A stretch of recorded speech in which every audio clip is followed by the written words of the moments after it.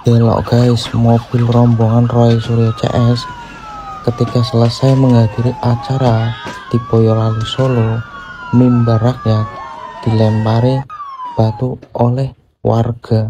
Diduga warga kesal karena rombongan tersebut hanya membuat onar.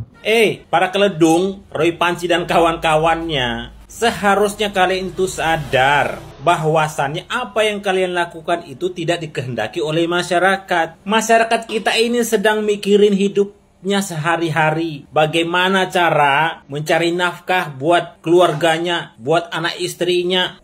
Lah kalian ujuk-ujuk datang, bukannya memberi solusi, malah datang memprovokasi, bikin gaduh, bikin rusuh, ya diusir.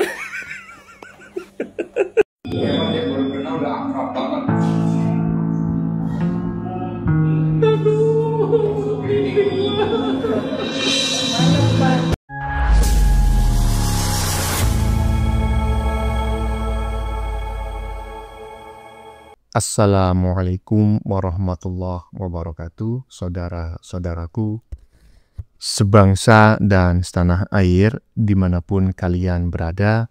Semoga kalian selalu dalam kondisi sehat walafiat ya. Berjumpa lagi dengan saya di Gaspol Update. Kami bukanlah buzzer pihak manapun, kami hanya menyajikan keputusan ada di tangan Anda. Teman-teman, ini ada video yang menurut saya cukup menarik, yakni tentang mimbar setan gitu ya, yang dibubarkan warga. Mimbar setan apa mimbar rakyat sih? Saya nggak tahu ya.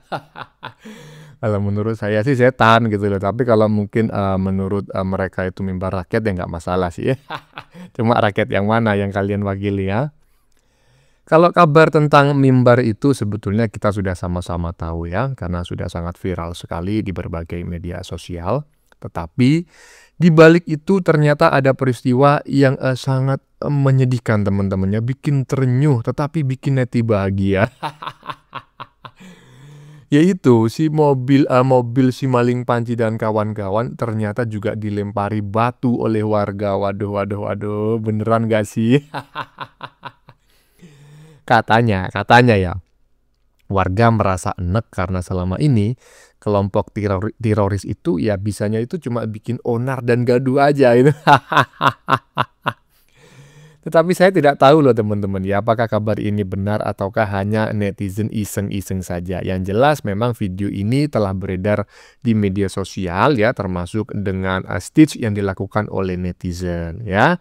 Yang jelas neti termasuk saya akan sangat bahagia jika kabar itu benar ya. Ya bukan membenarkan kekerasannya ya, bukan membenarkan tindak kekerasan dan perusakannya, itu tetap tidak diperbolehkan ya. Tetapi kami senang ya karena kami menganggap rakyat mulai bertindak ya, rakyat tidak diam, itu yang membuat kami senang ya kan. Nah, bagaimanakah videonya? Dan bagaimanakah respon netizen? Mari kita tonton bersama, kemudian mari kita komentari bersama di bagian akhir video. Ini dia. Belok guys, mobil rombongan Roy Suryo CS ketika selesai menghadiri acara di Boyolali Solo, mimbar rakyat dilempari batu oleh warga. Diduga warga kesal karena rombongan tersebut hanya membuat onar. Dan juga warga kesal lantaran acara tersebut tidak ada faedah dan manfaatnya untuk warga sekitar, hanya membuat kegaduhan saja. Makanya warga bertindak anarkis seperti itu. Dan kata netizen patut dicontoh. Waduh. Gimana menurut teman-teman? Teman-teman percaya nggak bahwa itu adalah si Maling Panci dan kawan-kawan gitu loh, yang dilemparin batu oleh seseorang ya. Saya nggak bisa menyebutkan namanya siapa karena memang saya tidak kenal gitu lah. Nah, menurut teman-teman bagaimana? Kalau menurut saya sih sepertinya ini cuma netizen iseng aja ya. Tapi yang mengherankan juga di stitch loh, dikomentari oleh seorang netizen yang lain gitu loh. Lah kenapa saya mencurigai ini sebetulnya hanya netizen yang iseng saja? Saya tidak menyebut netizen menyebarkan hoax ya kan, karena terkadang itu netizen itu tidak pernah berniat menyebarkan hoax, tapi hanya iseng-iseng aja. Nah, kenapa saya menduga iseng? Ya karena nggak mungkin lah si maling panci punya mobil semewah itu. Aduh, sopirnya aja dikasih makan nasi kecap sama apa tuh? Tempe kering, nggak mungkin lah dia punya mobil macam kayak gitu. Dan kalau udah dilimparin macam kayak gitu, udah mencak-mencak, udah kesurupan itu yang namanya panci. Lanjut.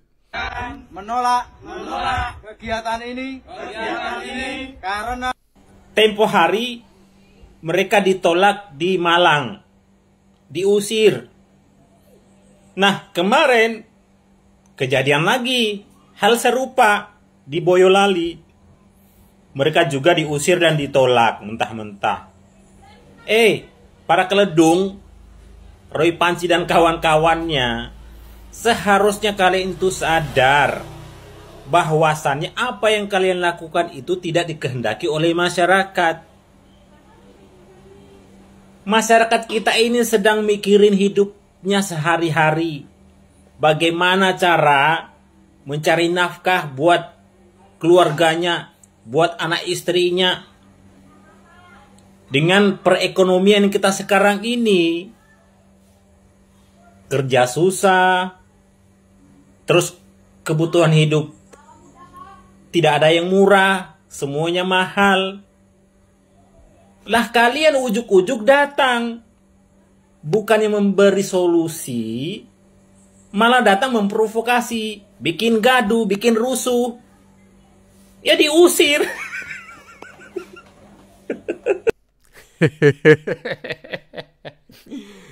Datang-datang bikin gaduh, memprovokasi, memfitnah, ya diusir lah, ya kan? Iya, udah rakyat sedang pusing-pusing mikirin makan, ya kan? Penghasilan setiap bulan, ya kan? Memikirin kreditan motor, ya, mikirin cicilan di bank, ya kan? Datang-datang bikin gaduh, bikin onar, mitnain orang aja. Untung aja masih diusir, ya kan? Diusir dengan cara baik-baik. Kalau dikarungin gimana coba? Panci. Tapi saya sangat mengapresiasi teman-teman ya. Mengapresiasi siapa bang? Panci. Ya enggak lah. Mengapresiasi warga yang akhirnya itu mau bertindak gitu ya, walaupun masih dalam skala kecil dan tindakannya ini masih tindakan persuasif ya. Saya sangat menghargai itu. Saya berharap seluruh rakyat Indonesia dari Sabang sampai Merauke itu tidak tinggal diam ya. Jadi patut diacungi jempol lah masyarakat Solo, Boyolali, kemudian Malang. Keren ya kan? Yang seperti itu harus diusir. Lanjut. Salam waras. Nah, mimbar rakyat yang digadang-gadang akan menjadi suatu hal yang besar oleh Roy Suryo, Rismond, dan Tifa. Tapi nyatanya ya, mimbar rakyat ini banyak dibubarkan oleh masyarakat. Salah satunya itu mimbar rakyat yang akan diadakan di desa Sawahan, Boyolali. Nah, ini masyarakat sana menolak dengan keras dan membubarkan panggung-panggungnya itu jadi diblokade oleh masyarakat setempat agar tidak terjadinya acara tersebut. Jadi penolakan itu telah dilaporkan kepada kepolisian, kemudian dengan perangkat desa, dan akhirnya mimbar itu tidak terlaksana dan diadakan di sebuah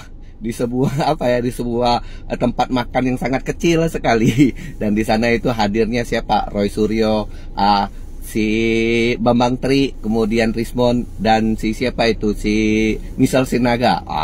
Inilah calon-calon penghuni penjara yang akan nantinya ditetapkan sebagai tersangka. Jadi mimbar yang katanya akbar itu hanya dihadiri segelintir orang, nggak lebih dari 50, mungkin 30 orang, termasuk juga mak-mak tompel dan segala macamnya. Jadi ya, kita semakin lama semakin rakyat ini semakin cerdas, semakin terbaca semua apa yang diinginkan oleh Roy Suryo dan Rismond ini hanya untuk membuat keonaran saja. Mimbar rakyat ini ya, agendanya yaitu adili Jokowi dan makzulkan Gibran dengan agenda yang sama, sepertinya usungan yang sama, ijazah palsu. Jadi kan masyarakat sudah cerdas dan mendapatkan perlawanan. Yuk masyarakat, kita cerdas sedikit agar orang-orang ini jangan dikasih panggung yang cukup luas, dan segera kita buat suatu Jangan sampai masyarakat itu teradu domba dengan orang-orang yang ingin mengacaukan Republik Indonesia ini. Salam waras. Gimana lo? Keledai-keledai itu salam waras. Oh iya, betul ya. Jadi orang-orang seperti teroris ini tidak boleh dikasih panggung. Kalau selama ini mereka masih mendapatkan panggung, maka sedikit demi sedikit ya melalui pergerakan yang masif yang dilakukan oleh rakyat dari Sabang sampai Merauke secara persuasif ya, tidak perlu represif. Karena mereka itu juga bagian dari warga Indonesia, tidak perlu dengan tindakan kekerasan atau yang melanggar hukum ya. Cukup dengan pengusiran, pembubaran dan lain sebagainya, itu tidak melanggar hukum ya. Mereka panggung-panggung mereka ini harus segera ditutup pelan-pelan ya. Nggak boleh mereka dikasih panggung, karena kalau dikasih panggung, aduh, kagak ketulungan ya. Mengadu domba terus, bisanya itu mengadu domba, mencaci maki, memfitnah. Ngomong-ngomong, kapan ini mereka ini dijebloskan ke balik jeruji besi? Lanjut.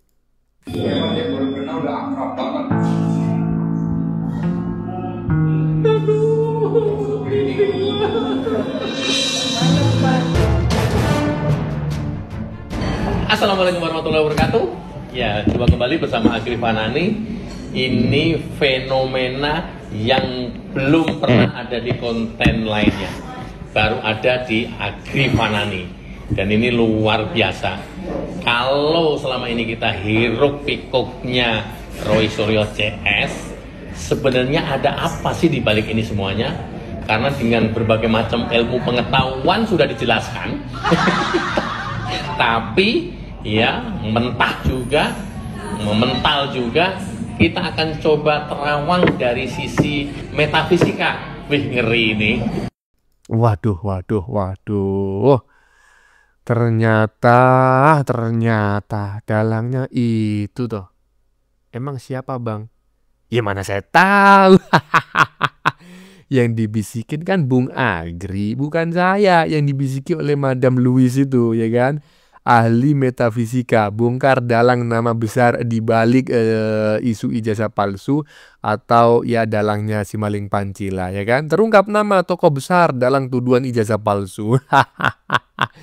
Sampai-sampai Bung Agri merinding katanya. Aduh, berdiri bulu kuduknya. Aduh. Kira-kira siapa teman-teman? Coba teman-teman tebak gitu ya. Silakan tulis di kolom komentar tebakan teman-teman semuanya. Lanjut. Di dalam Undang-Undang Perlindungan Data Pribadi yang dibuat setelah itu tahun 2022, tepatnya di Undang-Undang Nomor 27, ada penjelasan bagaimana data pribadi bersifatnya. Ada yang sifat pribadi tapi bersifat umum, dan ada pribadi yang sifatnya khusus. Di situ disebutkan juga misalnya soal biometrik, kemudian nomor induk kependudukan dan lain sebagainya. Tapi yang disebut kata yang tadi dikatakan tanda tangan tidak bersifat data pribadi yang harus dilindungi. Jadi itu bisa diberikan. Jadi kalau misalnya KTP yang wajib kemudian dilindungi adalah NIK, nomor induk kependudukan.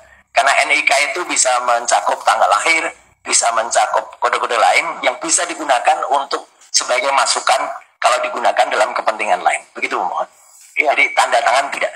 Karena saya merujuk di contohnya ada pertemuan arisan atau apa itu ya kan, itu kan ada absen ya, yang hadir ya itu kan tanda tangan. Gitu, ya kan? Ini kan bukan sesuatu yang rahasia gitu loh. Itu menurut saya, makanya saya konfirmasikan kali. Kemudian bagaimana hubungan antar lembaga? Tahu nggak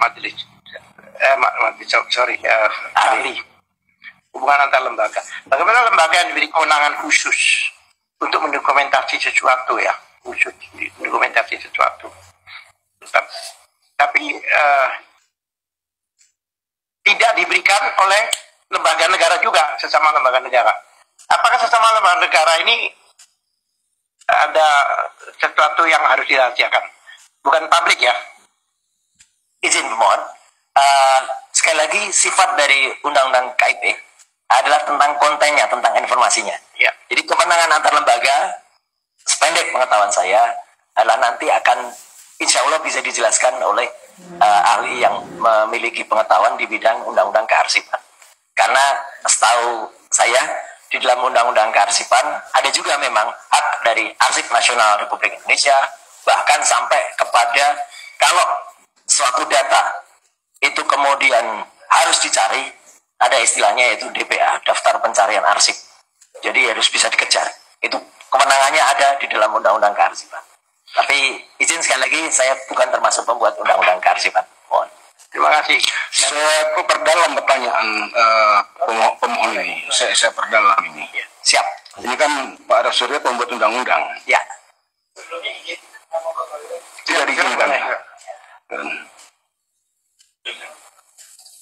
Jadi gini, kepada ahli. Siap. Apakah Undang-Undang 14 2008 itu juga dimaknakan berhubungan antar badan? Jadi kalau adalah pasal pengecualian di pasal 17, apakah pengecualian itu berlaku hanya bagi publik, kan? Atau juga berlaku antar badan? Gitu. Itu semangat Undang-Undang 14 2008 itu seperti apa pada saat dulu dibuat? Terima kasih. Pertanyaan sangat bagus, Mas Idris. Jadi saat itu memang lebih kepada bagaimana publik itu memperoleh informasi. Jadi bagaimana kemudian badan itu memberikan informasi kepada publik antar daerah. Tapi memang detail bahwa antar badan, misalnya yang hari ini terjadi KPU dengan ANRI gitu, itu akhirnya kemudian dibahas dalam undang-undang yang lain. Jadi saat itu izin majelis memang lebih bersifat konten. Kita waktu itu yang kita pikir adalah keterbukaan informasinya. Intinya ini harus bisa diberikan kepada publik. Badan harus bisa memberikan. Badan harus ada unit. Dan unit itu tidak boleh di bawah badan itu. Unit itu langsung di bawah Komisi Informasi sebagai kepanjangan tangan. PPID kan langsung seperti itu. Jadi dengan demikian dapat disimpulkan bahwa maksud dan tujuan Undang-Undang 14 2008 itu adalah keterbukaan negara kepada masyarakat. Iya, badan publik, ya, badan publik, baik itu BUMN, partai politik, dan seterusnya adalah kepada masyarakat. Sementara antar badan, antar partai politik, antar kementerian, antar lembaga tidak diatur berkaitan dengan hal ihwal pengecualian, gitu ya. Betul. Terima kasih. Betul, Mas. Ya, saya tambahkan. Sepemahaman saya, lembaga-lembaga di bawah presiden itu adalah satu, ya kan? Artinya masa presiden minta nggak boleh gitu, seandainya. Ya itu. Artinya lembaga di bawah presiden itu ada punya tanggung jawab secara. Sedangkan undang-undang itu undang-undang ini itu undang-undang keterbukaan publik, bukan keterbukaan antar lembaga negara. Sidang hari ini, sidang mediasi hari ini hasilnya adalah deadlock. Dan jadi kami tadi berupaya dan ditawarkan oleh beberapa opsi dari mediator, dari beberapa cara, tetapi semuanya ditolak oleh tergugat, baik tergugat 1, 2, ataupun 3. Kalau tergugat 4 tidak hadir. Oleh pihak mediator telah menyatakan bahwa mediasi deadlock, karena para pihak tidak sepakat menyelesaikan secara damai, terutama pihak tergugat 1 dan tergugat yang lain tidak mau memenuhi apa yang menjadi tuntutan pihak penggugat. Adapun mengenai tuntutannya untuk tergugat 1 dalam hal ini Pak Jokowi supaya memperlihatkan jasa aslinya, namun demikian kami tolak secara tegas dengan alasan bahwa penggugat tidak memiliki otoritas sebagai aparat penegak hukum sehingga tidak ada kewajiban bagi Pak Jokowi untuk memperlihatkan. Ya, demikian pula dari pihak UGM supaya memperlihatkan dokumen-dokumen yang ada kaitannya dengan Pak Jokowi sebagai lulusan Fakultas Kehutanan juga tidak berkenan untuk memperlihatkan baik secara daring maupun secara luring.